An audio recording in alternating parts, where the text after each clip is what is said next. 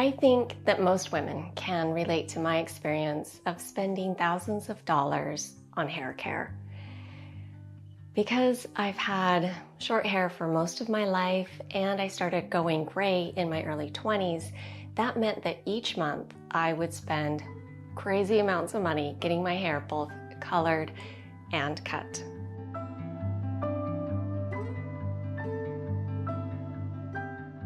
About 10 years ago, I just got fed up and decided to embrace my natural gray hair and let it grow in, and also to teach myself how to cut my own hair.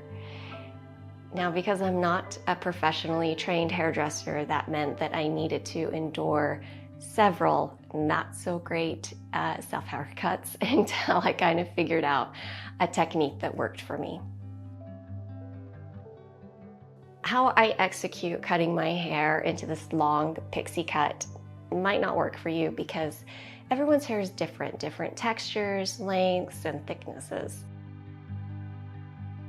If you are looking to go as short as I am, but you have long hair right now, I strongly suggest getting your hair cut in the style you want first by a professional hairdresser, because it's far easier to try to maintain a look and a haircut that you like instead of creating it from scratch.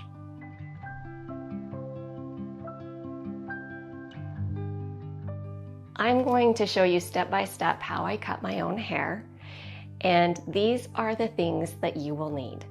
A pair of hair cutting scissors, a comb, and also some ties to hold back different sections of your hair.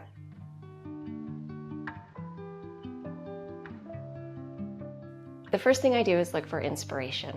So I look at Pinterest and the internet for the haircut and hairstyle that I am looking to achieve this cut.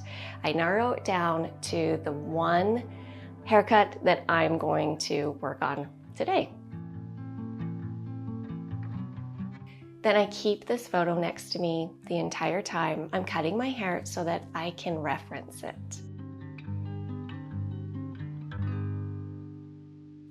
I begin by sectioning off my hair so that this will make it easier to cut the hair starting from the bottom. I first section off the crown of my head, and then I section off the front, working 2 lines down each side of my head. After that, I create 2 or 3 sections that are in the middle of my hair. And the bottom section, which I will be cutting first, I just leave down.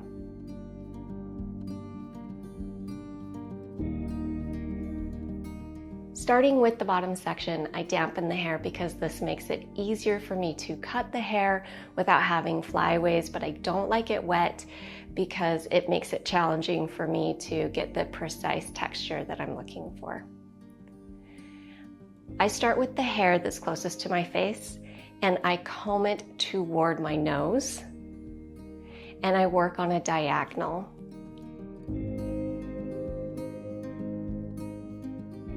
I use my pointer finger and middle finger to pinch the hair and pull it away from my head, creating almost like a fan. And then I use what's called a point cut method. So instead of just cutting straight up in a straight line, I will cut toward my head, toward my fingers, a point cut so it's not even. This gives me a ton of texture. I have a lot of hair, but it's very fine, like baby fine. And so this gives me a lot of flowy texture and movement. And then I just continue the same method going around my hair using the previous cut section as my kind of guide for how short I'm going so that everything's even.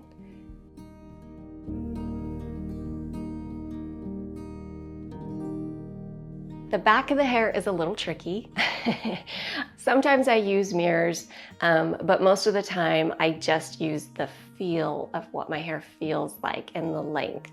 With short hair, it's kind of easier to do by the feel, I find, than using a mirror.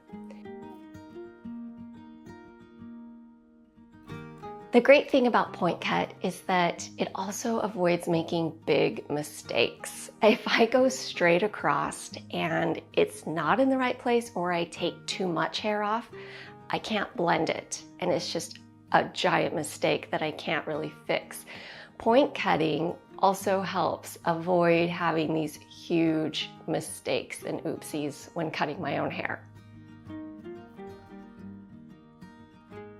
I avoid going straight across because if I go horizontally straight across, that leaves me open to taking out a huge chunk. So that's another reason why I cut vertically. I measure both sides of my hair to make sure that they are equal, and I fix any areas that might be a little bit longer and adjust them as I go.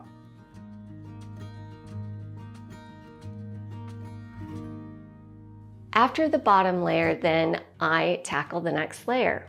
I dampen the hair and I use the same method that I did, only now I'm using my bottom layer that I cut first to help guide me for how short to cut the middle section.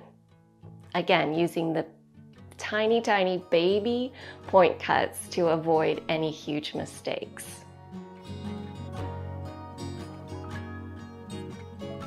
Then I work to my next section, the crown of my head. I dampen the hair and I comb it all down, then using the same technique of using my pointer finger and middle finger to pull my hair straight out toward the back, and using the point cut method. The deeper I cut into my hair with my scissors will give me more chunky textures. Then using, again, the previous section that I just cut as kind of my measuring stick so that everything is all equal and blending nicely. I do the same technique, either pulling my hair straight back, up toward the ceiling, or toward the sides. Again, using my feeling and checking often both my picture to make sure that I am getting the haircut that I want, looking at approximately the length that the model in the picture has, and also rubbing my fingers through my hair often to make sure that it's blending to the bottom layers.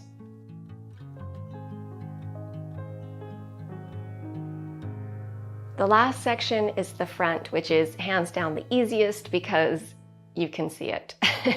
So it makes it nice. So the first thing I do is check my picture. Before I tackle the front of my hair, I really pay attention to how long the model's hair is in the front.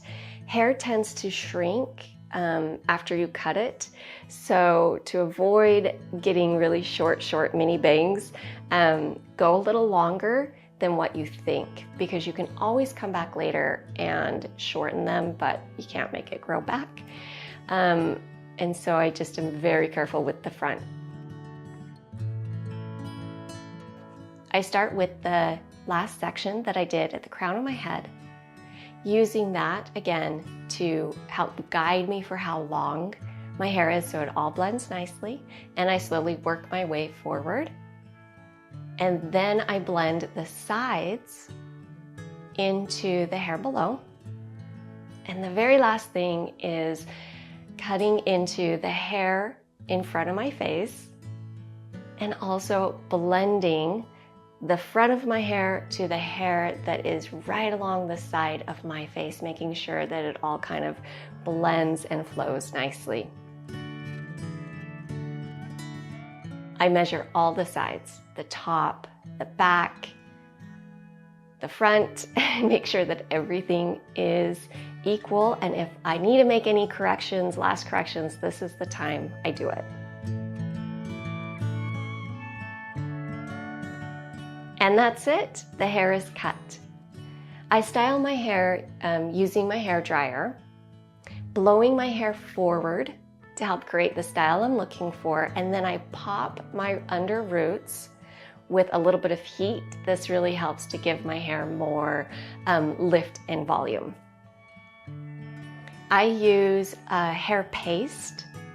I'll leave a link in the description below of the one I use, but really any paste that works for your hair texture and type is the one you should use.